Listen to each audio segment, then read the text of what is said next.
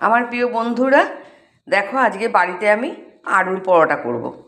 আলুর পরোটা অনেকেই অনেক রকমভাবে করে, কেউ পুর দিয়ে করে, নানান রকমভাবে করে, কিন্তু আমি পুর দিয়ে করব না। পুর দিয়ে করলে হয় কি, বেলতে গেলে ফেটে যায়, তাই আমি একটু অন্যরকমভাবে করব। তাই এর মধ্যে ময়দা নিয়েছি, আর এখানে আলু আর ধনেপাতাটা মেখে রেখেছি নুন দিয়ে। এর মধ্যে এখন একটু সাদা তেল দেবো, আর এই একটা মশলা করে রেখেছি, এইটা দেব আলুর মধ্যে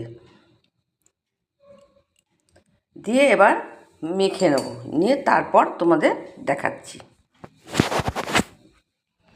এরপর দেখো ময়দার মধ্যে আলু, ধনেপাতা আর ওই ধনে, জিরে, তেজপাতা, দারচিনি, ছোটো এলাচ পেস্ট করে নিয়েছি, গুঁড়ো করে নিয়েছি, নিয়ে আলুর সাথে মিশিয়ে এইবার এইটা দিয়ে ময়দাটা মাখবো। আমি ময়দাটা মেখে নিই, তারপর তোমাদের দেখাচ্ছি।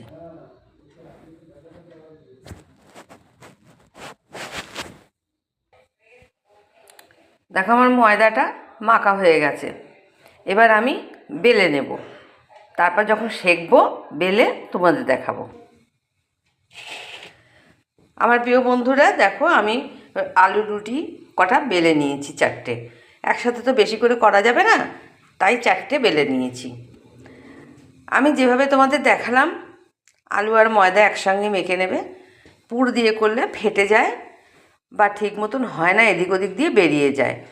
আমি যেভাবে সুবিধে মনে করেছি আমি সেভাবেই করেছি, তোমরা এইভাবে করে খেয়ে দেখো, আশা করি ভালো লাগবে। আর রোজের মতন বলি, লাইক, শেয়ার, কমেন্ট, সাবস্ক্রাইব করো, বেল আইকনটা প্রেস করে রেখো। আমি যখন যেটা ছাড়বো নোটিফিকেশন সবার আগে তোমাদের কাছে পৌঁছে যাবে। আর এই রুটিটা করে নিই, তারপরে আমার কর্তামশাই খাবে, খেয়ে বলবে কেমন হয়েছে।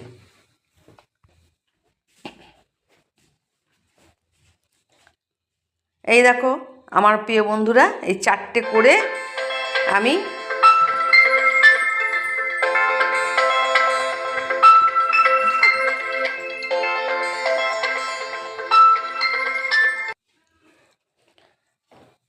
দেখো আমার প্রিয় বন্ধুরা, আমি এই করে গরম গরম কর্তাকে দিলাম খেতে, খাচ্ছে আলুর তরকারি আর রুটি। কেমন হয়েছে একটু বলে দাও। শুনতে পেয়েছো তোমরা? দারুণ।